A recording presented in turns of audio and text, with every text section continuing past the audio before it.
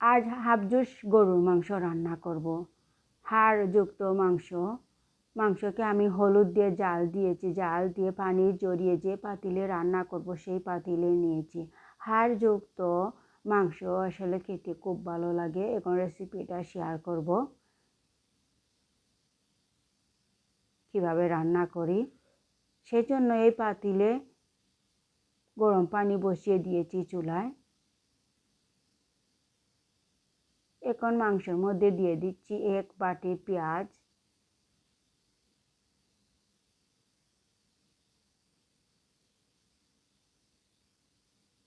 আর এখানে দিয়েছি আদা রসুনের পেস্ট, একটু বেশি করে আদা রসুন দিয়েছি।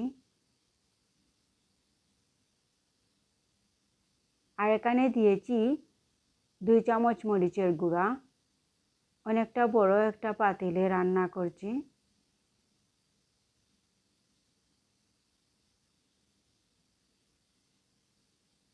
আর দিয়েছি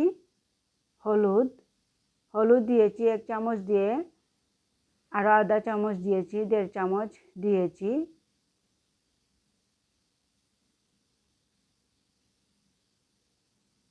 আর দিচ্ছি ধনিয়ার গুঁড়া, 2 চামচ ধনিয়ার গুঁড়া দিয়েছি।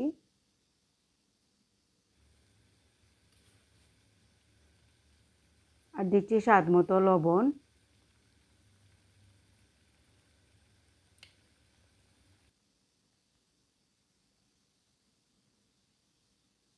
আর এখানে দিচ্ছি পাঁচফোড়ন, এখানে দিচ্ছি এলাচ কয়েকটা, দারচিনি, তেজপাতা,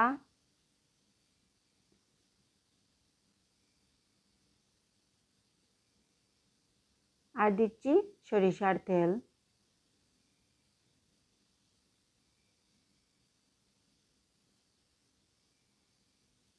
এখন ভালো করে নেড়ে চেড়ে মিশিয়ে নিচ্ছি মশলাকে হাফজোস মাংসের সাথে।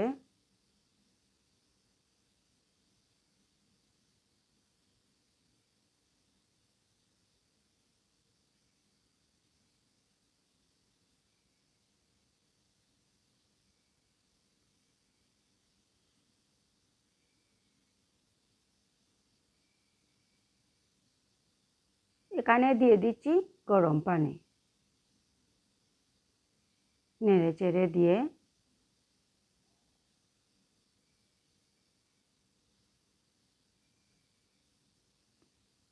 এখন নেড়ে চেড়ে দিচ্ছি পানি দিয়ে। এটার মধ্যে আর কোনো ঝোল দিব না, এই ঝোলে হয়ে যাবে মাংস রান্নাটা। এখন পানি দিয়ে নেড়ে চেড়ে দিচ্ছি।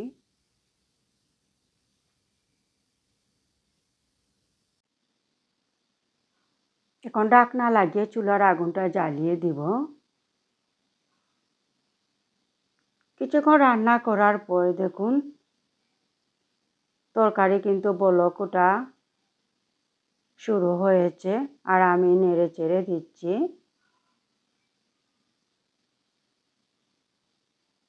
এই মাংস রান্নাটা আসলে খুব মজা হয়েছিল। গরুর মাংসটা হাড্ডিযুক্ত মাংস খেতে এমনিতেই খুব মজা হয়। এখন ঢাকনা লাগিয়ে আরও কিছুক্ষণ রান্না করব।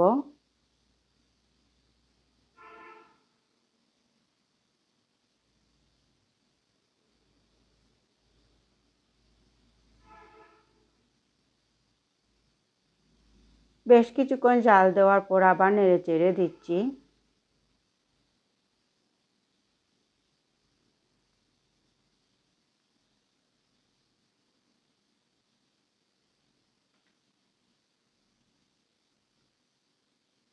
এখন দিয়ে দিচ্ছি জিরার গুঁড়া, 1 চামচ জিরার গুঁড়া দিয়েছি। আর এখানে দিয়েছি আমার নিজের হাতে বানানো পাঁচফোড়ন। এই পাঁচফোড়নের মধ্যে সব ধরনের মশলা আছে, সেজন্য আমি এখানে 2 চামচ পাঁচফোড়ন দিয়েছি, দিয়ে নেড়ে চেড়ে দিচ্ছি।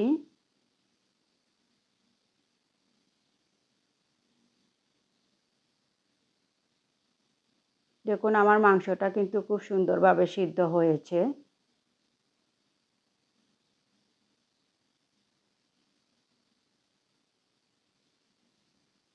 এখন ঢাকনা লাগিয়ে আরও কিছুক্ষণ রান্না করব। আরও কিছুক্ষণ রান্না করে এখন দিয়ে দিচ্ছি রসুন, আস্ত রসুনের কোয়া দিচ্ছি।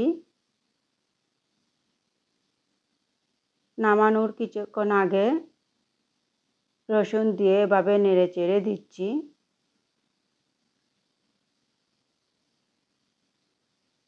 এখন ঢাকনা লাগিয়ে আরও কিছুক্ষণ রান্না করব যাতে রসুনগুলো সিদ্ধ হয়ে যায়।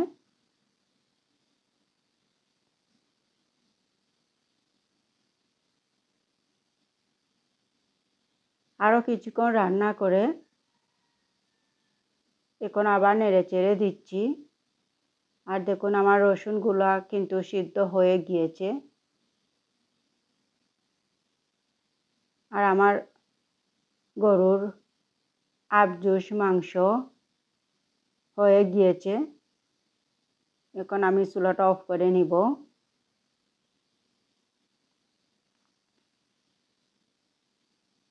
আমি চুলাটা অফ করে নিয়েছি।